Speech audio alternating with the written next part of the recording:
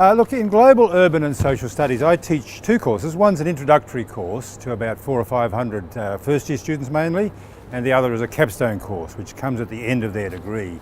And the introductory course has given rise to a textbook used internationally, which includes things like the RMIT principles, and so we think that the way we teach it here has international significance. Now, a few key points about the way we teach the course. The first is we think that the Brundtland report of 1987 was an absolute watershed time.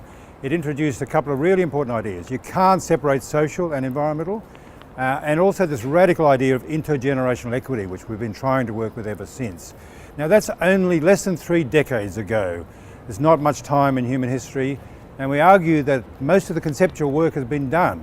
What is really lacking now is the political will to make the kinds of changes necessary. And that's a real source of hope, I think. We talk about 7 sources of hope when we teach this course.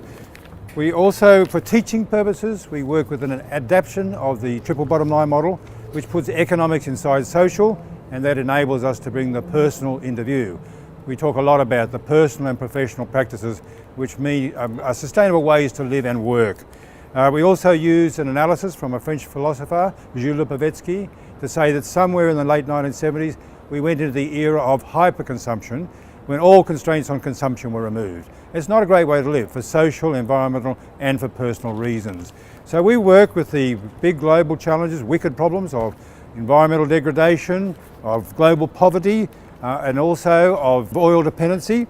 And to address any of those, you've got to think across the scales from the local through to the global. Now to do that, we work with an idea, which we take partly from Rachel Carson's famous work, but also in a very important book by Maria Kajka called City of Flows.